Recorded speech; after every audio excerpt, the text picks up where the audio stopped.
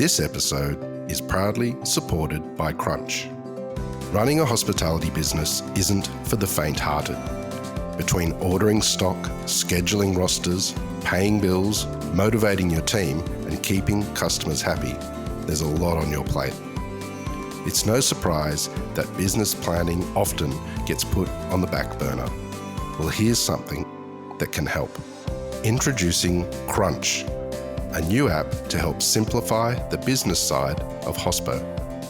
With Crunch, you get access to practical, bite-sized education, proven strategies, and a supportive community of hospo owners just like you.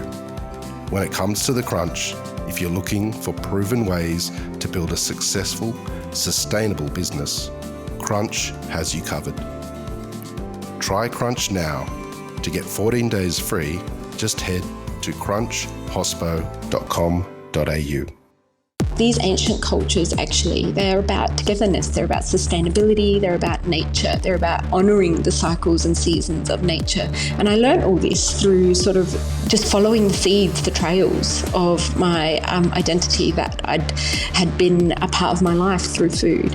Welcome to another episode of Dirty Linen. It is Dani Valent with you, and I'm usually excited, always actually excited about the conversations to come, but I would say today I am just a little bit extra specially excited. Recently, Gourmet Traveller announced its annual restaurant awards, and yeah, always an interesting suite of accolades to look at. I was absolutely thrilled. I had a little preview of this one. Absolutely thrilled to find out that the Outstanding Contribution to Hospitality Award went to the Ayubi family, who have for the last 15 years run Parwana Afghan kitchen in Adelaide.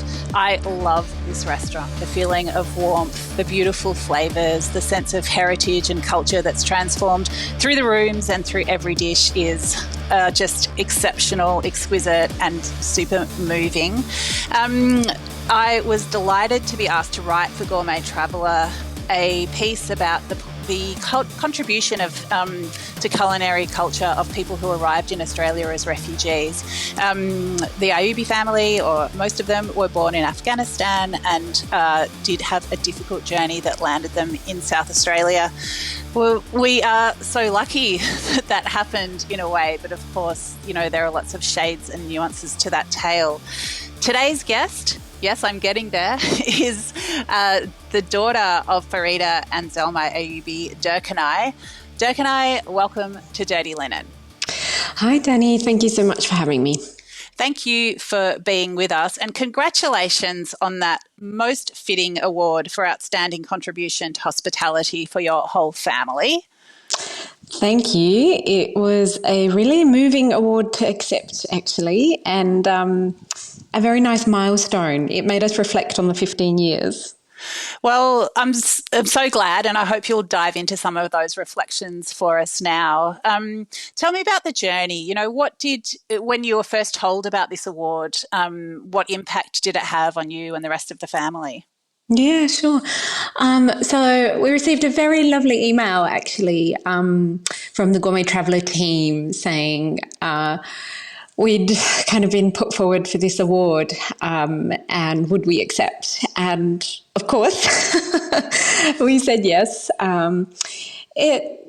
To kind of be acknowledged for what you do sort of day in, day out, it's just become a part of our daily life. And it has been a part of our life for a very long time, actually. Even before the restaurant, our relationship to food has been a very strong part of our life. But I suppose to have recognition and appreciation of that from peers and friends and, from a national sort of lens, it was really quite moving and humbling, and it made us think about our intent when we first started sharing Afghan food and my mum's recipes, and eventually that led to Parwana and opening our doors to the restaurant. How our original sort of, I guess, one of the reasons why we did it was because we knew that there was so much more of a story of Afghanistan to tell, beyond just violence and war, which is the lens that unfortunately most people see it through, and that does surround the story of Afghanistan. But we knew that there are so many more layers, and a really beautiful part of the way those layers of history and that culture emerges is through our cuisine. And so our sort of hope for sharing it from the beginning was to be able to kind of invite everybody into a different part of Afghanistan, into different layers of that story. And it felt like, I suppose, the award in a way was a symbol of that transpiring in some ways. And for those reasons, it felt really beautiful, actually, to accept. So lovely. I mean, you know, in a way, what you've decided to do, this whole project, is validated every single day by people who come into the restaurant and, you know, leave full and happy and changed, and, you know, have often had their minds open. But I think to be able to step back and, as you say, surrounded by industry peers, to be able to reflect on the journey and the offering, you know, it's so hard for people in hospitality to gain that perspective because it's so preoccupying. But I'm glad that you were able to do that. Yes, it's true. It kind of, I suppose, for everybody in that room, it felt like a moment of just sort of stepping back from the grind and the day-to-day, and just being in a room together and appreciating and valuing the hard work, but also the rewards of being able to share a deeper story through food. And that story is different for everyone. Food is so intimate, and it does sort of express everybody's personal story and journey once it's shared in that restaurant space. So yeah, it was actually a beautiful night to be in that room together and to reflect. And was it just yourself there from the family, or were your mum and dad there too? So mum and I went along. They were very kindly apologetic for the fact that they didn't have enough room to invite everyone. We have a big family, so that would have been a couple of tables. So it was very understood. So yeah, it was mum and I who had, I guess, the pleasure, the privilege of accepting the award on behalf of our family and like our whole team at Parwana. So beautiful. So Durkhanai, you know, you mentioned that there is this lens that Afghanistan is often talked about and thought about, but that there is so much more to it. What are some of the aspects of Afghan food culture that you would like people to know about? Yeah, well, I feel as though, you know, food is so much more than obviously just what's on the plate. There are so many stories to the food. There's so much history embedded in the food. It's really a proxy for deeper culture and personal memory and national collective memory as well. That's how dishes form through time. For Afghanistan, I think our food tells this really beautiful and remarkable story, not of kind of peripherality and isolation, which is how it's imagined into the contemporary world, but actually a story of deep history, at being at the centre of ancient crossroads that lent itself to a lot of exchange of ingredients, ideas, the rituals surrounding food. We're at the heart of Eurasia, so we basically have all these influences in our food that come from the Far East, from China, from the North, all the Central Asian countries, from the West with Mediterranean and Iranian influences, and from the South and East Indian influences in our food and ingredients too. And all of these blend with actually indigenous ingredients and traditions. We're a really old agro-pastoral society, so that means that there's a close relationship and knowledge of the use of animal products, so dairy and meat. And we are a centre of origin for a lot of plant life. So there is just this huge variety and diversity and scope in the ingredients that we use, from vegetables to fruits, and herbs in our food. So there is that element of the story. You know, most people understand Afghanistan through this lens of scarcity and war, and imagine maybe that it's a place that is poor in so many ways, impoverished in so many ways. But actually, the story that emerges in the plates on the table when people gather around to eat Afghan food is a story that completely challenges that notion because of the rich kind of diversity and beauty of the ingredients, and the way the dishes form together in front of people. So that's one element. And there's also a rich culture and a long tradition of hospitality. So hospitality, because, we are at these really sort of this place in the world, in the globe, that has seen lots of different traditions and people come through, sometimes to conquer, but sometimes also to stay and build long cultural relationships that have transformed the history and cultural identity of the place. So we are a culture that knows about hospitality, and we invite people in, and that is really a very core part of the way we eat. So it's not just about the food, it's about the way we invite people in. There is a sense of generosity and copiousness and a sense of welcome to everyone. And again, I think that's a really important story that needs to be told in light of what's happened to Afghanistan through decades of war. I mean, I guess you tell that story in action through the restaurant every day. People also need to know, if they don't already, about the book of the same name that you authored, which is such a beautiful book. And I have to also say it was an inspiration for the book that I co-wrote with Hamid Aliari, who arrived in Australia as a refugee from Iran. That book is called Salamati, and I could actually look at them both on my desk. They're next to each other. It's like your book's the big sister of my book. So people can, I guess, tap into the recipes and the stories that you're talking about in these different ways. But it's so interesting to me, Durkhanai, to listen to you speak about it. You're so knowledgeable and you have such an amazing ability to communicate the context of this food. But you left Afghanistan as a small girl. Like, can you talk to me about your personal experience of educating yourself, finding out about, your heritage, and just maybe like this idea of Afghan food as a tether to your past, your family, but also a way of a system of outreach to, Australia, where you live now. Yeah, lovely. Well, let me first say that the book Salamati is beautiful, and I also have Salamati sitting on my shelf, and I can see both of our books. I love that. And Hamid's story is just lovely and important, right? And I think, just as a side note, it is really quite critical to acknowledge the food traditions that the multiple people that call Australia home contribute to not just our culinary landscape, but who we are collectively in contemporary Australia. So that's a beautiful, beautiful book to have on my shelf. Yes, so about, kind of understanding myself as, even though I arrived to Australia, I was a baby when my family left. So we arrived in Australia a couple of years later. After my family left Afghanistan as refugees, we spent time in Pakistan. Eventually, we arrived in Australia on a humanitarian visa. And really, Dani, it's the gift of kind of hindsight that has enabled me to understand that so much of my life as a first generation young child experiencing displacement has been about erasure and about loss. And it took me a really long time to even understand all the things I didn't know about myself.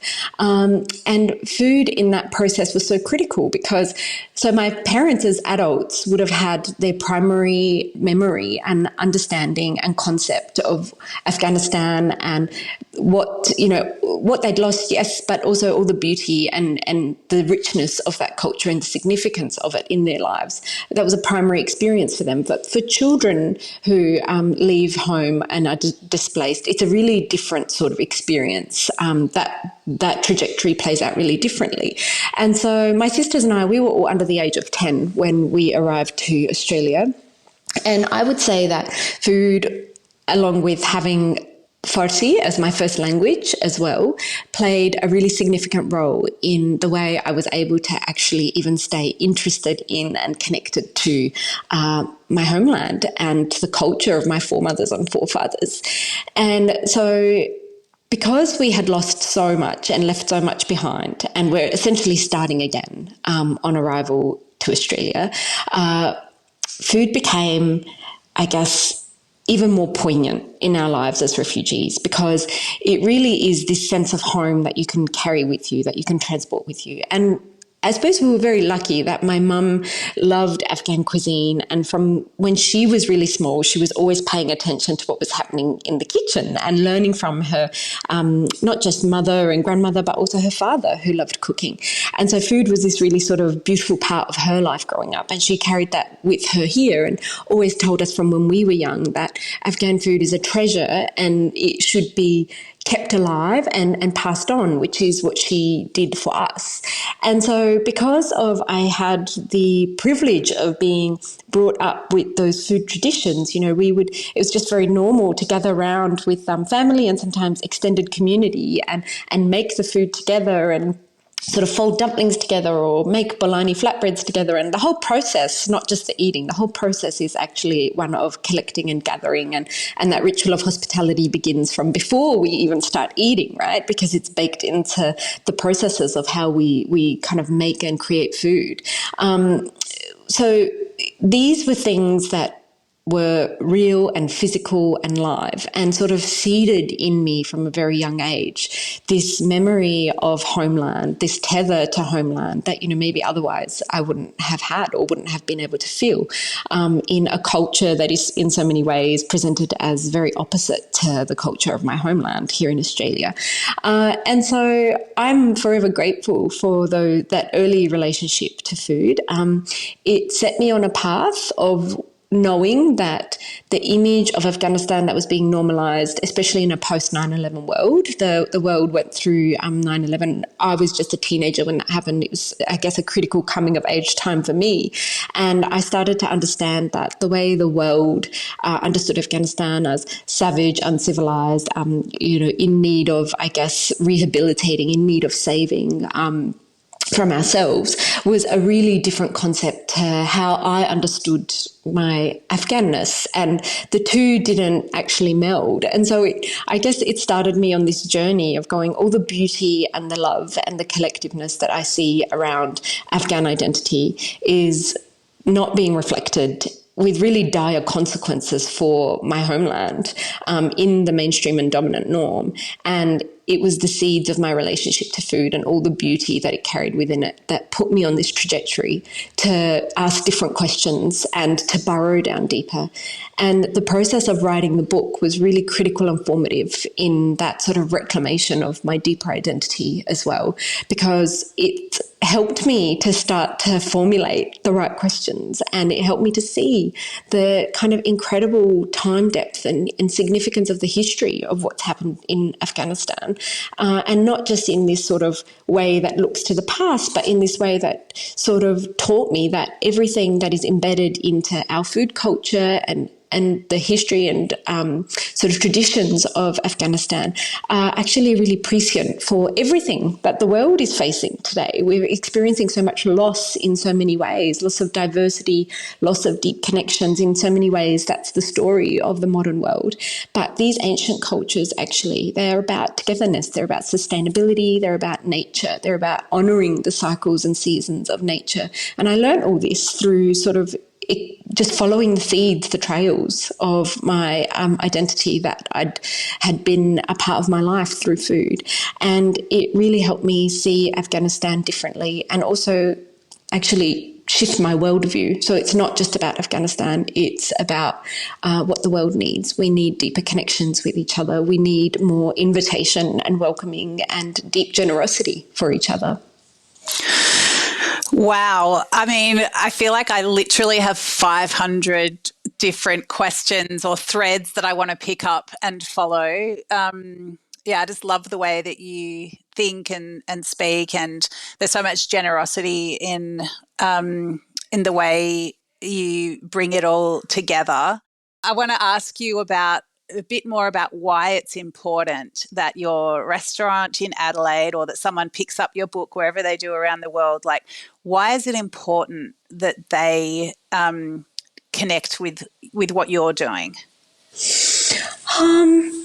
I suppose I would say that what I have learned and what we try to foster through the restaurant and through sharing food is actually we're all reflections of each other. So there's nothing necessarily about that story that is unique to me. And I think that's the beauty of it. I think if we all dig deep enough, that story is there for all of us, and we're all written into each other through the processes of how our humanity has spread through the world, how our cultures have formed. There is this kind of inclination towards thinking that there is just a really dominant Western norm, and that dominant Western norm equates to all progress in the world. But, it's just not true. Our histories and the way culture, the way we have formed, the way the contemporary world has formed is actually a history of deep exchange from east to west and north to south. And so I think really we can start to develop different world views and different understandings of ourselves in the world. And, if we did that, it would change the way we looked at refugee trajectories. It would change the way we understand Indigenous relationships to land. It would change the way we understand so many parts of ourselves collectively. And I think that's just the power of food and deep culture.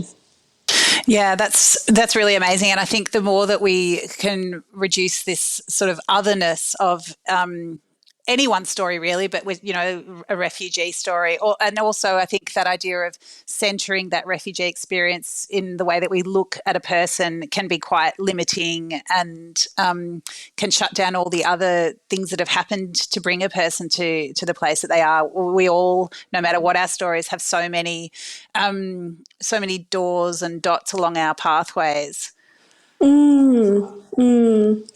Yeah, absolutely. And, even just the word refugee, I think the way we sort of associate with it in the mainstream is to sort of understand it as this really distant and peripheral experience that only happens, mostly to Black and brown bodied people in the world.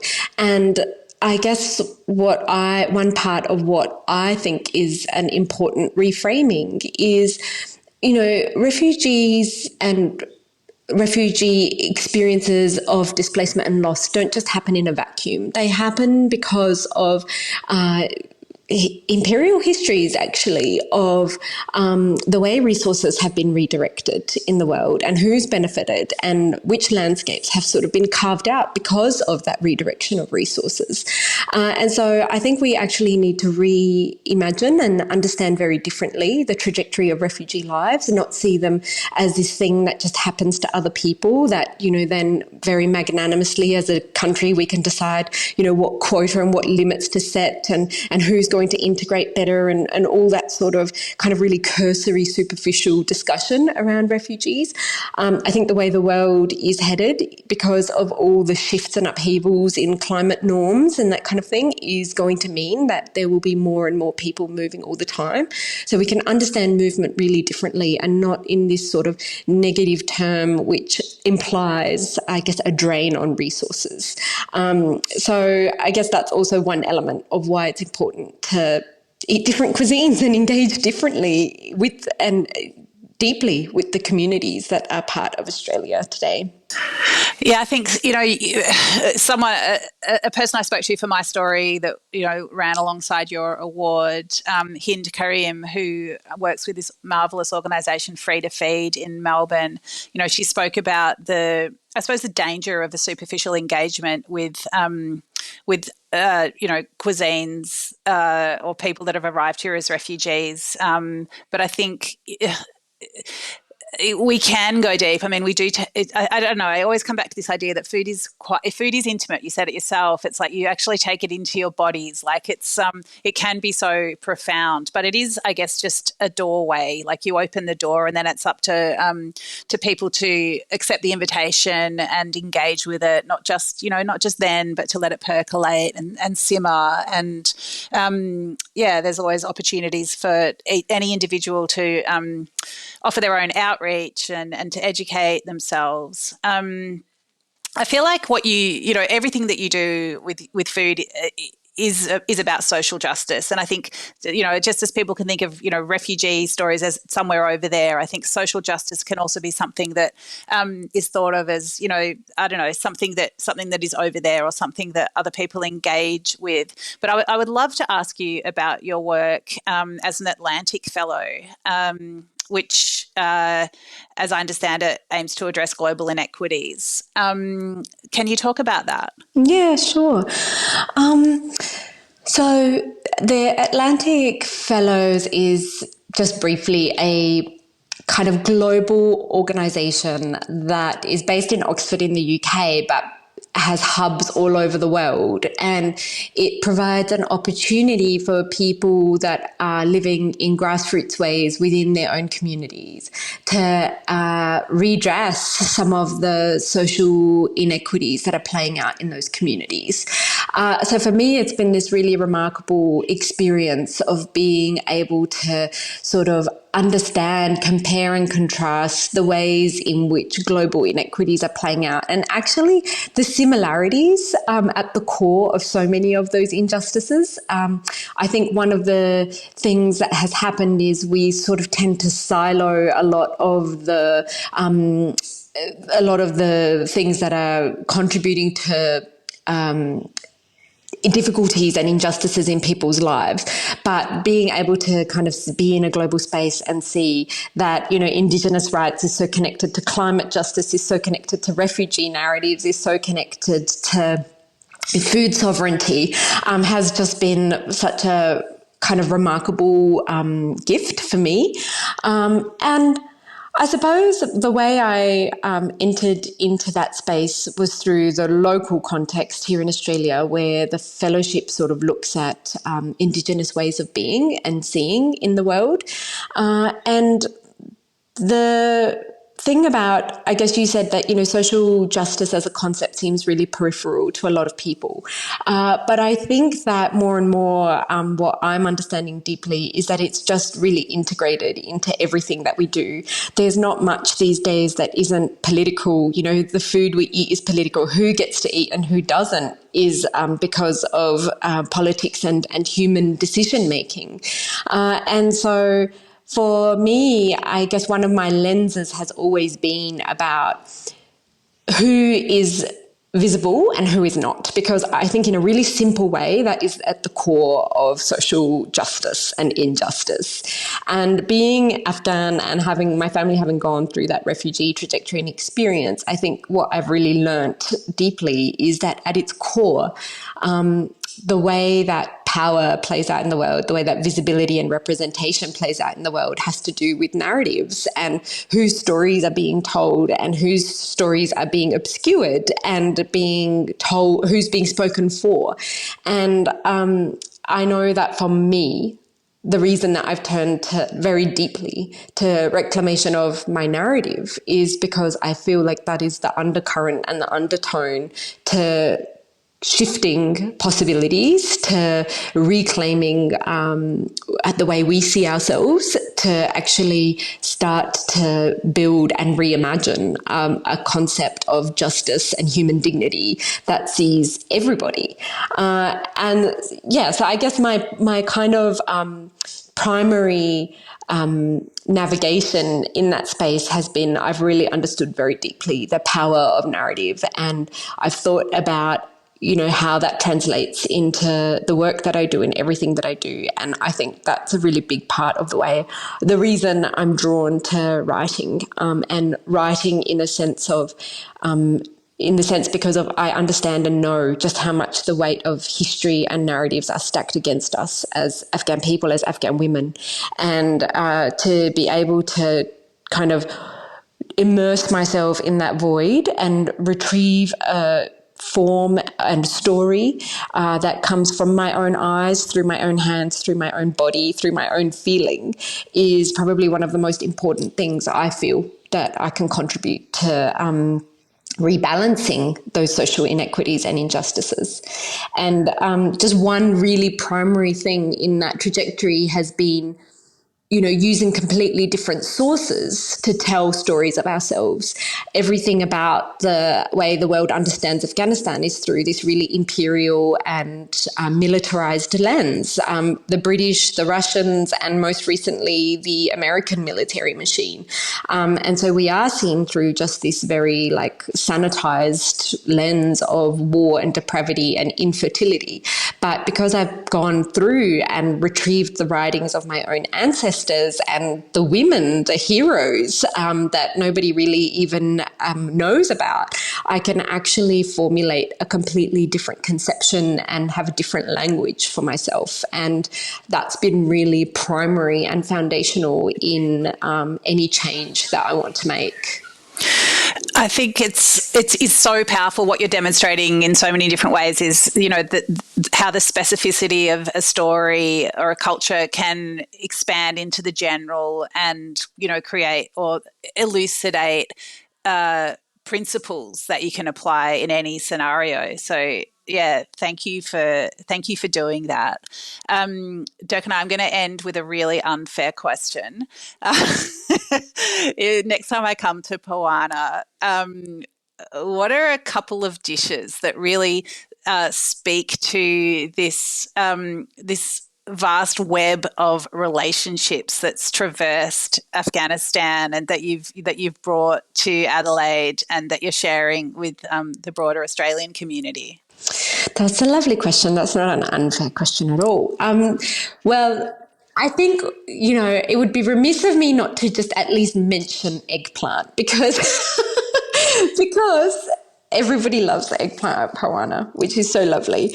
And we call it banjan, which means eggplant, and borani. So banjan borani or borani banjan is the name of the dish. And really it just refers to, it could be any vegetable, like maybe a pumpkin or a potato or a sweet potato or something that is kind of simmered in a tomato, garlic, onion-based sauce and that has a yogurt dressing. So we're dairy mad in Afghan cuisine, and we dress a lot of things in yogurt, which is really nice. But, so that dish alone speaks to the, flexibility and the versatility of Afghan cuisine, that you just use whatever is seasonal and you make these sort of braised dishes that are dressed in this delicious tangy yogurt that is also garlic. It has garlic and salt in it, topped with herbs.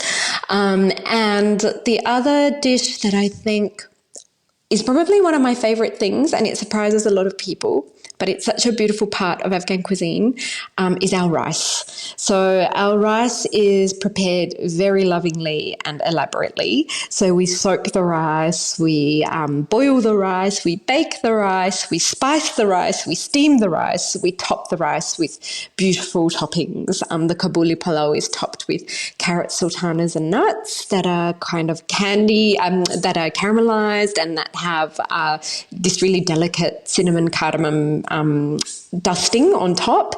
And the naranj palau, just as two examples, is a candied orange peel topping that we hand prepare and slice this special citrus called naranj that is a native to Afghanistan. We candy it and we mix it in with some nuts and put that on top of the rice. And so I think the rice dishes speak to the history of the region. We're a rice culture. We're also a bread culture, so we love carbs. But the rice sort of speaks to the beauty and care and that we take in our food. And it's not just about the taste, it's also about the visual kind of aesthetics. The rice is a stunning dish. It's at the centerpiece of the table, and the aroma. You smell the rice before you taste it, and it's one of the most beautiful smells in the world. I was actually, before you talked about aroma, I was actually having this revelation. I was like, I don't think I've actually smelt something in a podcast before, but I actually was infused in the spices and the citrus as you were talking. So that is very powerful. Who said podcasts were just an auditory medium? Exactly. Durkhanai, thank you so much for sharing with us today, just bringing such a sense of joy and possibility to what is available to all of us as eaters, as thinkers, and as people sharing this world. I'm just so enlivened by this conversation and super grateful to you. Congratulations once again to your whole family for your Gourmet Traveller Award for outstanding contribution to hospitality. I feel like anyone listening to this conversation will have no doubt why you are such worthy winners. But thank you for sharing with us today. Oh, thanks so much, Dani. I loved speaking with you about the beauty and the importance of food. It was great to be with you. Thanks. This is Dirty Linen, and I'm Dani Valent. We air the issues that the hospitality industry finds hard to talk about, hearing from different people with unique perspectives. We want to hear from you as well. If you have something that needs to be said about a topic, get in touch so we can include your perspective. Contact us at dirtylinen@deepintheweeds.com.au or hit us up on Insta at Dirty Linen Podcast. We can't wait to hear from you.